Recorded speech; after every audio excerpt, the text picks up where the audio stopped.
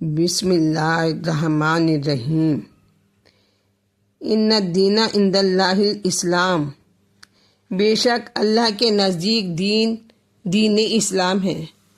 اسلام وہ الہی مذہب ہے، اسلام وہ دین الہی ہے، اسلام وہ پسندیدہ دین ہے جس کے لیے 1,24,000 انبیاء کو خلاق عالم نے خلق فرمایا۔ آدم کو بھیجا، کبھی نوح کو بھیجا، ابراہیم کو بھیجا، موسیٰ کو بھیجا، عیسیٰ کو بھیجا، اور اس طرح یہ اسلام منزلیں طے کرتا ہوا پیغمبر اسلام تک پہنچا۔ پیغمبر اسلام نے اس دین کے لیے بڑی مشقتیں اٹھائیں، بڑی تکلیفیں برداشت کیں، اور یہ دین پیغمبر اسلام کی انتہائی کوششوں کے ذریعے غدیر خون کے میدان میں پایۂ تکمیل تک پہنچا۔ اور جب دین مکمل ہو گیا تو یہ پیغمبر اسلام نے اس دین کو ایسی ہستیوں کے حوالے کیا جس پر کائنات کا ذرہ ذرہ نازا ہے۔ قیامت تک زمین و آسمان نازا رہیں گے۔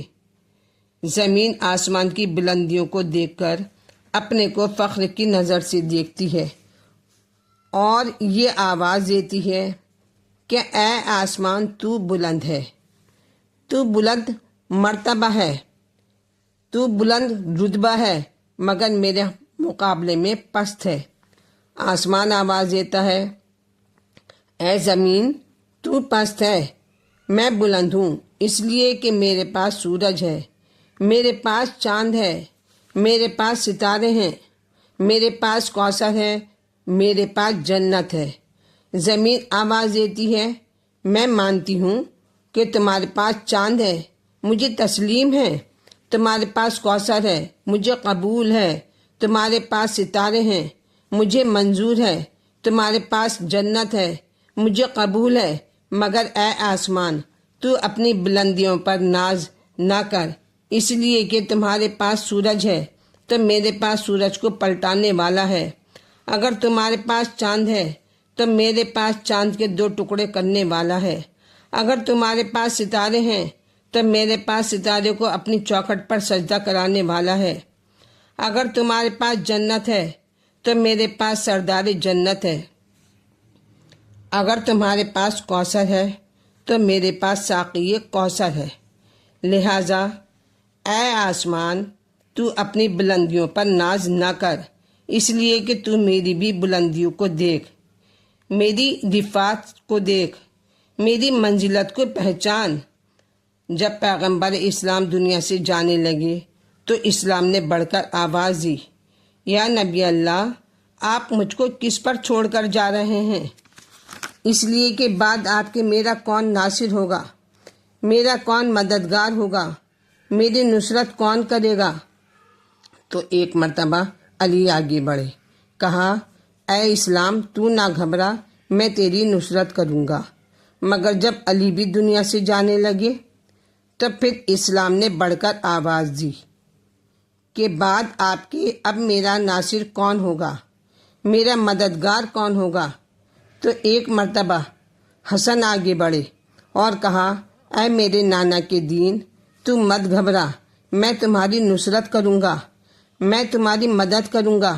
مگر جب حسن بھی دنیا سے جانے لگے تو پھر اسلام نے آواز دی کہ اب میرا ناصر مددگار کون ہے، میری نصرت کون کرے گا؟ تو ایک مرتبہ حسین آگے بڑھے، کہا اے اسلام تو نہ گھبرا، ابھی حسین زندہ ہے۔ حسین سے بیعت یزید لینا چاہتا تھا، اس لیے کہ یزید جانتا تھا کہ حسین 1,24,000 انبیاء کے وارث ہیں۔ اگر حسین نے بیعت کر لی تو گویا آدم نے بیعت کر لی، نوح نے ہماری بیعت کر لی، عیسیٰ نے، موسیٰ نے ہماری بیعت کر لی، محمد عربی نے ہماری بیعت کر لی، غرض کے تمام انبیاء نے ہماری بیعت کر لی۔ لہٰذا حسین نے بیعت کرنے سے انکار کر دیا اور کہا اے یزید تو سمجھتا ہے کہ میں ایک نسل کا ذمہ دار ہوں، تو حسین کو پہچان لے کہ میں کس سلسلے کی آخری کڑی ہوں۔ میں رسول کا نواسا ہوں، میں علی کا نور نظر ہوں، میں فاطمہ کا لخت جگر ہوں۔ اس طرح یزید حسین کے پاس ایک ساحل بن کر گیا تھا، ایک بھکاری بن کر گیا تھا۔